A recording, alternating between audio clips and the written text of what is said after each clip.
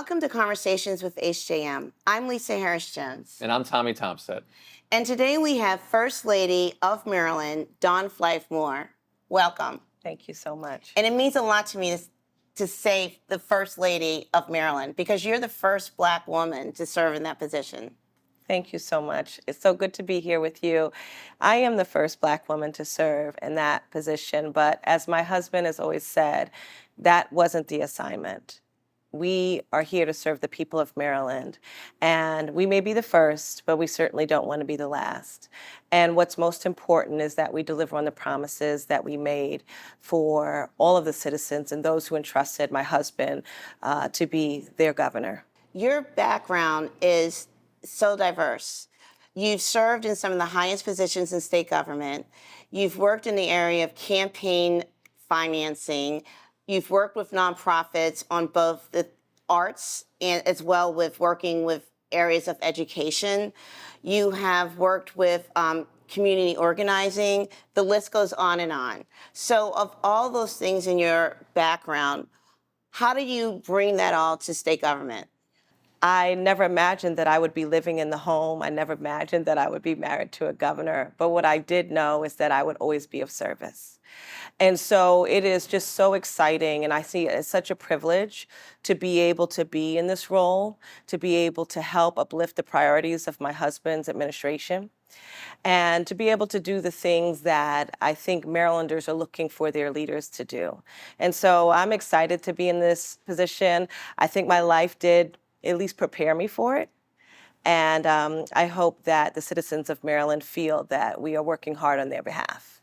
I love that you called it an influential role, because I don't think people always see it that way. And so how do you hope that Marylanders benefit from your role as First Lady of our state? Well, I see the First Lady's office and the First Lady as a connector and a convener. I think that myself and women who have held this position have the opportunity to bring together people who may be working hard. I see nonprofits, for example, as a safety net of our communities, but sometimes they need voices that will bring some more light to the work that they're doing. And I look at that as an amazing opportunity to be able to serve in that way, to be able to work with organizations that may not always get the attention that they deserve, but they are doing the work in the communities. So if I can be that, that's where I see the influence. I see the influence of being able to bring people together and let, the sort of light shine on them. Education is very important to this governor and this administration, and I follow you, and I see that you're doing a lot in that area. Can you just give the viewers a little bit more on what you're doing in the area of education? Yeah. Well, my husband has put record funding into education, and, he sees that as the great equalizer for sure. Where I see my role is, as you know, we are the stewards of Government House, for example. And I see that place as being a cultural and educational hub. And so where he will focus on the big policy issues and so forth, I can take segments of that to be able to advance education priorities. I also, something that's very near and dear to my heart is children's mental health. And the administration put $100 million into mental health to combat the mental health crisis. Again, I see that as another way that we can set up our children for success. You spoke about the Government House and how it's going to be a hub, but I know that you've also been tasked with modernizing the Government House. What's that going to look like? Yeah. So Government House is the second oldest operating governor's mansion in the country. So it's a beautiful historic home that is well kept by decades and decades of public servants working in the home. What I think that Wes and I noticed is that we'd like to see a little more diversity in the home, represented in the home. We want people who come into the people's house to see themselves, and we want them to leave knowing that they were represented. So one of the first acts as Governor and First Lady was to take a beautiful portrait of Frederick Douglass that was in the reception room, and we moved it into the entryway. This is a portrait by the famed painter Simi Knox, and we thought it was very important that when people enter that home, that they never miss that portrait as they walk in because of its symbolism and because of what it represents for all Marylanders. I look forward to bringing in more art. I am partnering with the Baltimore Museum of Art. I'm partnering with the Maryland Center for History and Culture so that we can curate an experience for people when they come in that represents history, but also tells a bit about what the future holds. So you're not just First Lady, you're a mom. So what's it been like transitioning your children into the governor's house? Yeah, we signed up to be public servants. And we truly believe in the importance of that. So we want our children to see us as examples. But you're right, there are a lot of transitions when that happens. We left the home that they were raised in to move into another home. And where we've had some beautiful moments of going to see the home for the first time and them running around and picking their rooms, we want to make sure that their life stays as simple and similar to what it had always been for them. So they still attend the same schools. We still walk with them to get ice cream. Wes is playing football with Jamie in the front. Our daughter is a dancer. So we're doing all of the things that they were used to doing so that they didn't feel that their lives had turned upside down.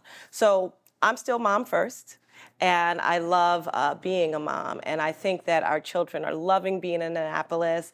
We have a new puppy named Tucker. That was a big promise that we made to the kids. So I think they're just fine. One of the places we saw your fingerprints first was the inauguration and the inaugural event. And it was a beautiful tribute to a historic victory at that time. And you chaired that whole committee. Can you tell us what that was like and how much of a lift that was to pull off? Well, I was supposed to be honorary chair, and I said there was no honorary in that work. I chaired it along with my husband's running mate's husband, David Miller, but I was very hands-on. We had a vision for what we wanted the people of Maryland to experience. We wanted them to feel that the promises he made about leaving no one behind were exemplified through the different events that we had. And so, we wanted to make sure that it was as inclusive as possible. And that was sort of where we started from every day as we planned. Whether it was a faith-based evening with all different members of the faith community to the People's Ball, the People's Gala, we bussed folks in if they didn't have transportation. We had, events that were as large as possible so people could attend. And I think it was exciting. And I loved being part of this festive creation. It was my husband's first act as governor. And I think that the feedback has been tremendous. And I love for people to tell me how much fun they had at that event. So one of the main reasons I wanted to interview you is that I wanted our viewers and people to know that you are of substance. You do a lot of things. You're hardworking, and if anyone follows you on social media, you're in the schools. You're at libraries. You're at events. You work hard. What's next? Is there any additional priorities for you? Oh, thank you, Lisa. We do work hard. Even on the campaign, I remember, saying every day, nothing beats hard work, nothing beats hard work. And, there were little things that we did to keep ourselves, going when times got rough or it just was day after day. But I am looking forward to continuing getting around the state, meeting Marylanders, finding out what's important to them. As I said, there are many priorities that I care deeply about. I care deeply about women and children and being a voice for them. I care deeply about combating the mental health crisis that we're dealing with. I want to see people connecting again. I want to see people, using the People's House, the governor's residence, as a place where they can connect, a place where we can bring in kids from all over Maryland to see who's living there, but also how can teachers use it as a place to educate their kids. I'm looking forward to creating a virtual space through Government House. And so there's so many things we have. I hope that Marylanders will give us enough time to be able to do it all. But I'm just really excited to be able to be of service. Well, thank you for joining us. Oh, thank you so much for having me. And thank you for joining us with Conversations with HJM.